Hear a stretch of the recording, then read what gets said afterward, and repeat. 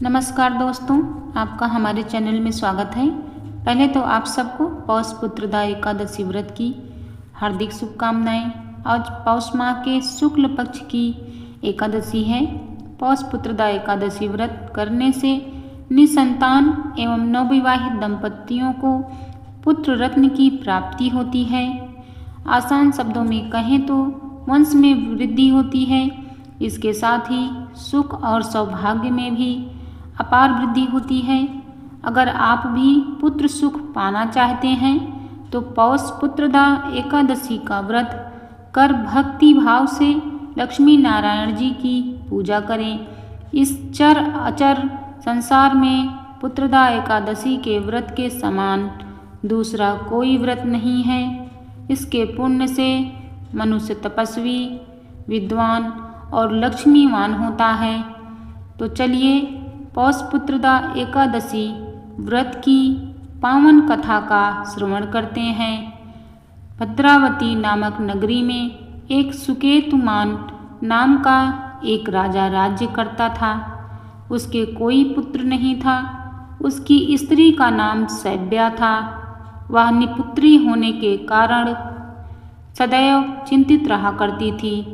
राजा के पितर भी रो रो कर पिंड लिया करते थे और सोचा करते थे कि इसके बाद हमको कौन पिंड देगा। राजा को भाई बंधु, धन, हाथी, घोड़े, राज्य और मंत्री, इन सब में किसी से भी संतोष नहीं होता था। वह सदैव यही विचार करता था कि मेरे मरने के बाद मुझको कौन पिंडदान करेगा। बिना पुत्र के पितरों और देवताओं का ऋण मैं कैसे चुका सकूंगा। जिस घर में पुत्र ना हो उस घर में सदैव अंधेरा ही रहता है। इसलिए पुत्र उत्पत्ति के लिए प्रयत्न करना चाहिए। जिस मनुष्य ने पुत्र का मुख देखा है वह धन्य है। उसको इस लोक में यश और परलोक में शांति मिलती है, अर्थात उनके दोनों लोक सुधर जाते हैं। पूर्व जन्म के कर्म से ही इस जन्म में पुत्र, धन आदि प्राप्त होते हैं। राजा इसी प्रकार रात दिन चिंता में लगा रहता था। एक समय तो राजा ने अपने शरीर को त्याग देने का निश्चय किया, परंतु आत्मघात को महान पाप समझकर उसने ऐसा नहीं किया। एक दिन राजा ऐसा ही विचार करता हुआ अपने घोड़े पर चढ़कर वन को चल दिया तथा पक्षियों और वृक्षों को देखने लगा। उसने देखा कि वन में मृग, व्याघ्र, सुअर, सिंह, बंदर, सर्प आदि सब भ्रमण कर रहे हैं। हाथी अपने बच्चों और हथनियों के बीच घूम रहा है। इस वन में कहीं तो गीदड़ अपने कर्कश स्वर में बोल रहे हैं, कहीं उल्लू ध्वनि कर रहे हैं। वन के दृश्यों को देखकर राजा सोच विचार में लग गया। इसी प्रकार आधा दिन बीत गया। वह सोचने लगा कि मैंने कई यज्ञ किए, ब्राह्मणों को स्वादिष्ट भोजन से तृप्त किया, फिर भी मुझको दुख प्राप्त हुआ। राजा प्यास के मारे अत्यंत दुखी हो गया और पानी की तलाश में इधर उधर फिरने लगा। थोड़ी दूरी पर राजा ने एक सरोवर देखा। उस सरोवर में कमल खिले थे तथा सारस, हंस, मगरमच्छ आदि विहार कर रहे थे। उस सरोवर के चारों तरफ मुनियों के आश्रम बने हुए थे। उसी समय राजा के दाहिने अंग फड़कने लगे।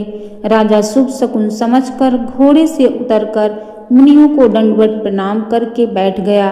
राजा को देखकर मुनियों ने कहा, हे राजन, हम तुमसे अत्यंत प्रसन्न हैं। तुम्हारी क्या इच्छा है सो कहो। राजा ने पूछा, महाराज आप कौन हैं और किस लिए यहाँ आए हैं, कृपा करके बताइए।